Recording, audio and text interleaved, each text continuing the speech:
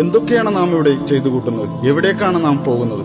ഉറക്കത്തിൽ നിന്ന് എഴുന്നേറ്റാൽ ഓരോരോ ലക്ഷ്യങ്ങളിലേക്ക് നാം പോകുന്നു. എന്തിനു വേണ്ടി എന്നൊന്നും ഒരിക്കൽ പോലും നമ്മുടെ മനസ്സിൽ ചോദ്യങ്ങൾ ഉയരുന്നില്ല. ചണ്ടിയെപ്പോലെ ഒഴുക്കിനൊത്ത് പോയിക്കൊണ്ടിരിക്കുകയാണ്. പണം പണം അതിനുവേണ്ടിയാണ് നമ്മുടെ ഈ നെട്ടോട്ടം. കിട്ടിയ പൈസയിൽ നിന്ന് അല്പം പോലും നഷ്ടപ്പെടാതിരിക്കാൻ എന്തുമാത്രം ജാഗ്രതയാണ് നമുക്ക്. ചാനലുകളിലും മറ്റും കാണുന്ന പാട്ടും ഫാഷനും ഒക്കെയാണ് നമ്മുടെ ഇഷ്ടങ്ങൾ. ഇതാണോ ഈ ലോകത്ത് നമുക്ക് ചെയ്യാനുള്ളത്? ഇങ്ങനെയാണോ ജീവിതം മുന്നോട്ട് പോകേണ്ടത്? ടെൻഷനും സമ്മർദ്ദവും കൂടുന്നത് മദ്യം കുടിച്ചാൽ ഇല്ലാതാകുമെന്നാണ് ആളുകളുടെ ധാരണ.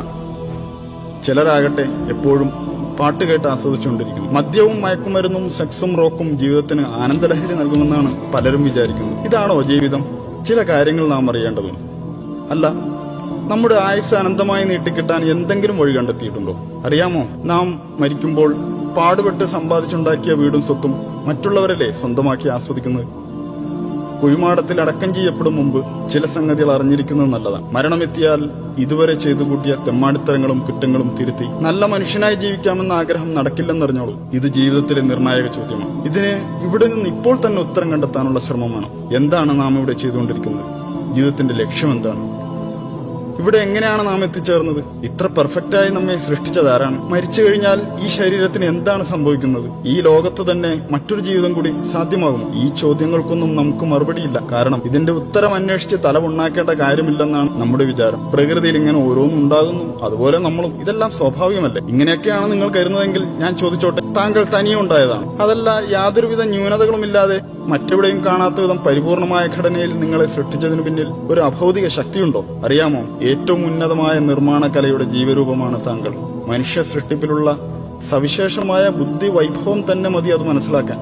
നോക്കൂ, മനുഷ്യന്റെ കണ്ണിനകത്തുള്ള ടെക്നോളജിയോട് തുലനം ചെയ്യാൻ കഴിയുന്ന ക്യാമറ ഈ ലോകത്തില്ല. തലച്ചോറിനോളം പോകുന്ന ഒരു കമ്പ്യൂട്ടറും ഈ ഭൂമുഖത്തില്ല. ഇത്രയും തികവാർന്ന അവയവങ്ങളുണ്ടായിട്ടും ലോകത്തുള്ള മനുഷ്യർ ഒന്നിച്ചു പരിശ്രമിച്ചിട്ട് നിസ്സാരമായ ഈച്ചയെങ്കിലും സൃഷ്ടിക്കാനായോ?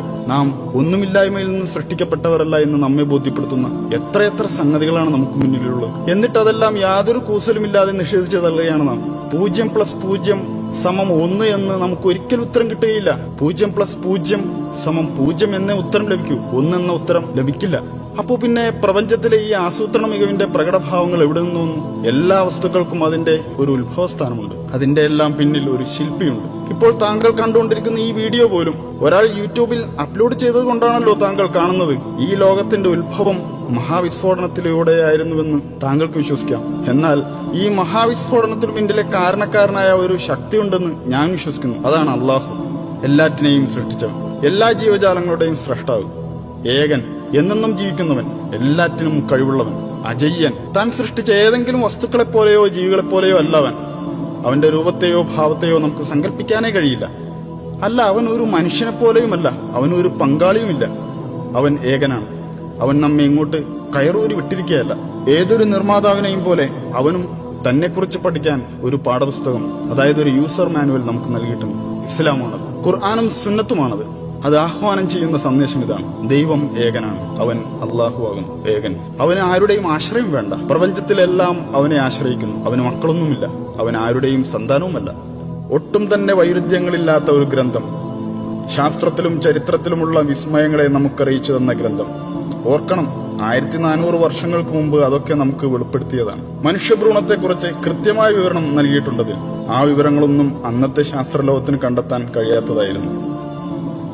The descriptions of the human embryo in the Quran cannot be based on scientific knowledge in the 7th century. ഭൂമിയിൽ പർവ്വതങ്ങൾ ആണികൾ പോലെ ഉറപ്പിച്ചു നിർത്തിയിരിക്കുകയാണെന്ന് അത് വെളിപ്പെടുത്തുന്നു. 2 സമുദ്രങ്ങളെ കൂട്ടിച്ചേർത്തതും അവൻ തന്നെയാകുന്നു. ഒന്ന് രുചികരമായ തെളിനീർ, മറ്റേത് ചവർപ്പാർന്ന ഉപ്പുനീരും. രണ്ടിനുമിടയിൽ ഒരു മറയുണ്ട്. അവ കൂടിക്കലരുന്നത് വിലക്കുന്ന ഒരു തടസ്സം. രാപ്പകലുകൾ ഉണ്ടാക്കിയതും സൂര്യചന്ദ്രാദികളെ സൃഷ്ടിച്ചതും അള്ളാഹു മാത്രമാകുന്നു. ഒക്കെയും ഓരോ ഭ്രമണപഥങ്ങളിൽ നീന്തിക്കൊണ്ടിരിക്കുകയാകുന്നു. ആകാശത്തെ നാം നമ്മുടെ ശക്തിയാൽ സൃഷ്ടിച്ചു. നാം അതിനെ വികസിപ്പിച്ചുകൊണ്ടിരിക്കുകയാണ്. പ്രപഞ്ചം അതിദ്രുതം വികസിച്ചുകൊണ്ടിരിക്കുകയാണെന്ന് ഇപ്പോഴിതാ ശാസ്ത്രജ്ഞർ കണ്ടെത്തി കഴിഞ്ഞിരിക്കുന്നു. അള്ളാഹു എല്ലാ ജീവജാലങ്ങളെയും വെള്ളത്തിൽ നിന്ന് സൃഷ്ടിച്ചു. അവയിൽ ഉദരത്തിന്മേൽ ഇഴയുന്നവയുണ്ട്, ഇരുകാലിൽ നടക്കുന്നവയുണ്ട്, 4 കാലിൽ ചരിക്കുന്നവയുമുണ്ട്. അള്ളാഹു അവൻ ഇച്ഛിക്കുന്നത് സൃഷ്ടിക്കുന്നു. അവൻ എല്ലാ കാര്യത്തിനും കഴിവുറ്റവനാണ്. ഫറോവയുടെ ജഡം എല്ലാ കാലത്തേക്കുമുള്ളവർക്ക് ദൃഷ്ടാന്തമായി ഇന്നും നമ്മുടെ മുന്നിലുണ്ട്. ഇന്നും നിന്റെ ജഡം മാത്രം നാം രക്ഷപ്പെടുത്തും, പിൻതലമുറകൾക്ക് ഒരു ദൃഷ്ടാന്തമാകേണ്ടതിന്. റോമക്കാർ അടുത്ത ഭൂപ്രദേശത്ത് പരാജിതരായിരിക്കുന്നു. റോമക്കാർ പരാജിതരായ സ്ഥലം കണ്ടുപിടിക്കപ്പെട്ടിരിക്കുന്നു. റോമയേക്കാൾ താഴ്ന്ന പ്രദേശമായ ചാവുകടലിന്റെ ഭാഗത്തായിരുന്നു അവർ പരാജയപ്പെട്ട യുദ്ധം നടന്നത്. തെറിക്കുന്ന ഒരു ദ്രാവകത്തിൽ നിന്നാണ് മനുഷ്യൻ സൃഷ്ടിക്കപ്പെട്ടിട്ടുള്ളത്. അത് അവന്റെ നട്ടെല്ലിനും വാരിയെല്ലുകൾക്കും ഇടയിൽ നിന്ന് ഉത്ഭവിക്കുന്നു. 1400 വർഷങ്ങൾക്ക് മുമ്പ് ഇറക്കപ്പെട്ടതുപോലെ തന്നെയാണ് ഈ വാക്കുകൾ ഇപ്പോഴും. ഒരു മാറ്റവും വന്നിട്ടില്ല. നിങ്ങൾ പറയൂ, ഇതെല്ലാം പ്രവാചകൻ മുഹമ്മദ് എങ്ങനെ അറിഞ്ഞു? 1400 വർഷങ്ങൾക്ക് മുമ്പ് ഇതെല്ലാം എങ്ങനെയാണ് ആ മനുഷ്യൻ അറിഞ്ഞത്? എഴുത്തും വായനയും അറിയാത്ത മനുഷ്യനായിരുന്നല്ലോ മുഹമ്മദ്. എന്നാൽ അദ്ദേഹത്തിന്റെ അടുക്കൽ ദൈവത്തിങ്കിൽ നിന്നുള്ള മാലാഖ സത്യസന്ദേശവും കൊണ്ട് ചെന്നിരുന്നു. ഇതൊക്കെ പക്ഷേ അധികം ആളുകളും തള്ളിക്കളയുകയാണ്. ഞാനൊന്ന് ചോദിക്കട്ടെ, എങ്കിൽ അതിനേക്കാൾ നല്ലൊരു വെളിപാട് പകരം കൊണ്ടുവരാമോ? പക്ഷെ അത് താങ്കൾക്കൊരിക്കലും കഴിയില്ല. നിങ്ങൾ അള്ളാഹുവിനെ അവന്റെ ദൂതനെയും പരിഹസിക്കുകയും നിഷേധിക്കുകയും ചെയ്യുകയാണോ? മുഹമ്മദിന് എഴുത്തും വായനയും അറിയില്ലല്ലോ, പിന്നെങ്ങനെയാണ് ആ മനുഷ്യന് ഒരു ദീൻ തന്നെ സ്ഥാപിക്കാൻ കഴിയുക എന്നാണ് അവർ ചോദിക്കുന്നത്. മുൻകാല വേദഗ്രന്ഥങ്ങളെയും ദിവ്യ വെളിപാടുകളെയും നിങ്ങൾ അവഗണിക്കുന്നു. പിന്നെ ഈ ലോകത്ത് നാം നമ്മുടെ ഇഷ്ടത്തിനൊത്ത് ജീവിക്കുക, നമ്മുടെ വികാരങ്ങൾ പൂർത്തീകരിക്കുക, ഇത് തന്നെ ജീവിതം. ഇവിടെ തന്നെ ജീവിച്ച് ഇവിടെ തന്നെ മരിക്കും.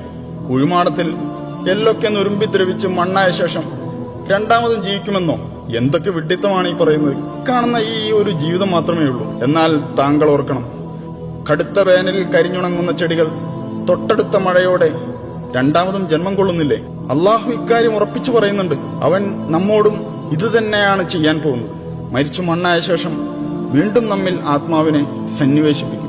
നിങ്ങൾ അള്ളാഹുവിനെ നിഷേധിക്കുന്നത് എങ്ങനെ? നിർജീവരായിരുന്ന നിങ്ങൾക്കവൻ ജീവൻ തന്നു. പിന്നീട് അവൻ തന്നെ നിങ്ങളെ മരിപ്പിക്കുകയും പിന്നെയും ജീവിപ്പിക്കുകയും ചെയ്യുന്നു. അനന്തരം അവങ്കലേക്ക് തന്നെ നിങ്ങൾ തിരിച്ചയക്കപ്പെടുന്നതുമാവുന്നു. നാം ആകട്ടെ അവന്റെ വിരൽക്കൊടികൾ വരെ കൃത്യമായി നിർമ്മിക്കാൻ കഴിവുള്ളവനല്ലോ. നമ്മെ തൊട്ടടുത്തിരുന്ന് നിരീക്ഷിച്ചുകൊണ്ടിരിക്കുന്നവനാണ് അള്ളാഹു. തീർച്ചയായും നാം പരീക്ഷിക്കപ്പെടും. അല്ല, നാം പരീക്ഷണത്തിൽ അകപ്പെട്ടിരിക്കുകയല്ലേ? നമ്മുടെ ധനവും ആരോഗ്യവും ശരീരവും എല്ലാം അള്ളാഹുവിന്റെ അനുഗ്രഹമാണ്. നാം പിന്നീട് പുനർജീവിപ്പിക്കപ്പെടുമെന്നാണ് ഇതെല്ലാം സൂചിപ്പിക്കുന്നത്. നാം ഈ ലോകത്ത് ചെയ്തു കൂട്ടിയ എല്ലാ പ്രവൃത്തികളും ഒന്നൊന്നായി അള്ളാഹുവിന്റെ മുമ്പിൽ വിചാരണയ്ക്ക് വിധേയമാകും. നാളെ അള്ളാഹുവിന്റെ കോടതിയിൽ നമ്മുടെ കർമ്മപുസ്തകങ്ങൾ വായിക്കാൻ നമ്മോട് പറയും. നീ വായിക്കൂ, വായിച്ചോളൂ എന്നിങ്ങനെ കൽപ്പനയുണ്ടാകും. ചെറുതും വലുതുമായ നല്ലതും ചീത്തയുമായ എല്ലാ കാര്യങ്ങളും അതിലുണ്ടാകും. പുനരുത്ഥാന നാളിൽ നാം അവനുവേണ്ടി ഒരു രേഖ പുറപ്പെടുവിക്കും. അത് ഒരു തുറന്ന പുസ്തകം പോലെ അവൻ കാണും. വായിക്കൂ നിന്റെ ഈ കർമ്മരേഖ. ഇന്നും നിന്റെ കണക്ക് നോക്കുന്നതിന് നീ തന്നെ മതി.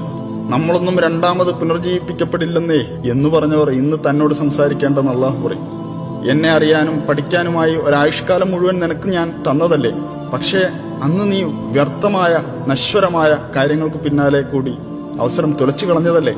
അതുകൊണ്ട് നീ ചെയ്തത് നീ തന്നെ അങ്ങ് വായിച്ചോ.